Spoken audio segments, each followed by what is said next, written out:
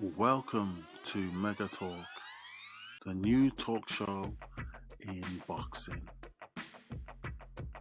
So the big fight, the big return for Deontay Wilder.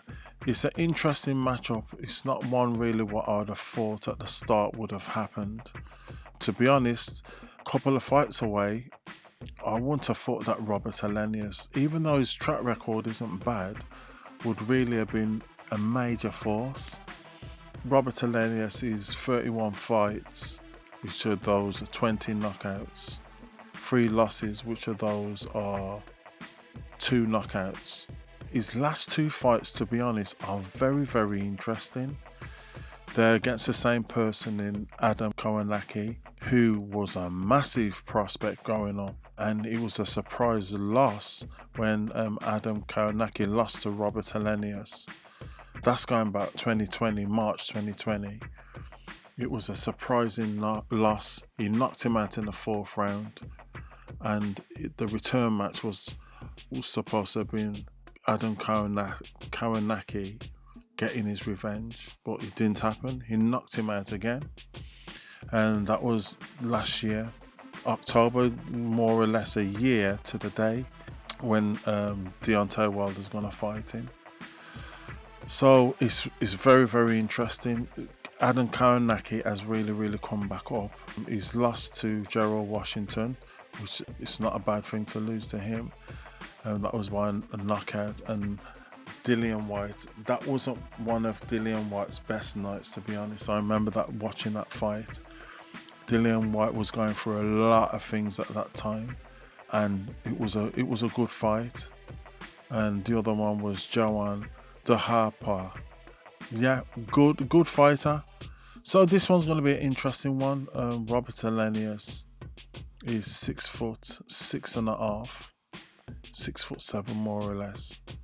So it's going to be a good match. I'm expecting Deontay Wilder really to just deal with him, to be honest. I think Deontay Wilder's going to be just too fast for him. I really do think he's going to be a bit too fast for him. But both of them are quite equal in age, quite equal in size. I think there's 2 years different between them. It's going to be a good one. This is going to be at the Barclays Center in Brooklyn, New York. And this one is going to be on Fox Sports pay-per-view. The winner of this will fight for the final eliminator against Andy Ruiz Jr., the one who beat Anthony Joshua, and that's going to be for the WBC eliminator. They'll be in line to find that person, and if they don't want to fight him, if they can make a deal, fight Oleksandr Usyk, the one who beat Anthony Joshua for the WBO WBA Heavyweight Championship of the World. And apparently Usyk is going to be at ringside for this fight.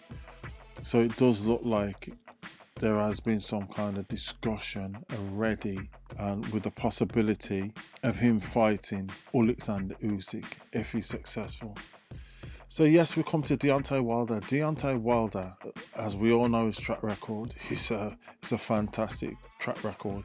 Even though people might say that he hasn't fought of like a higher standard as Anthony Joshua, this guy's taking people's lights out for jokes. So he's got 42 wins, of which 41 of them are knockouts. He's had 2 losses, and those are both to Tyson Fury, as we know.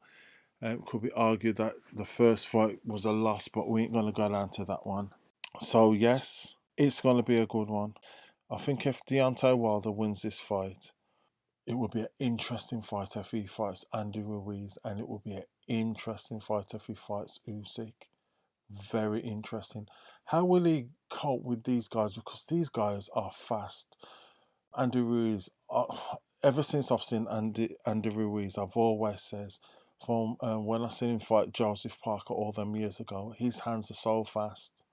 How will Wilder deal with that kind of pressure, that speed of hands? And Usyk, as we all know already, his footwork is very, very, very good. So there we have it on the 15th of October.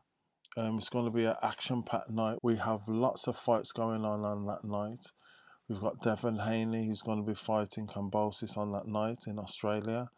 And we're also going to have Clarissa Shields versus Savannah Marshall, and that's going to be for the Undisputed Championship also. So it's going to be an action-packed evening. Thank you for listening to Mega Talk.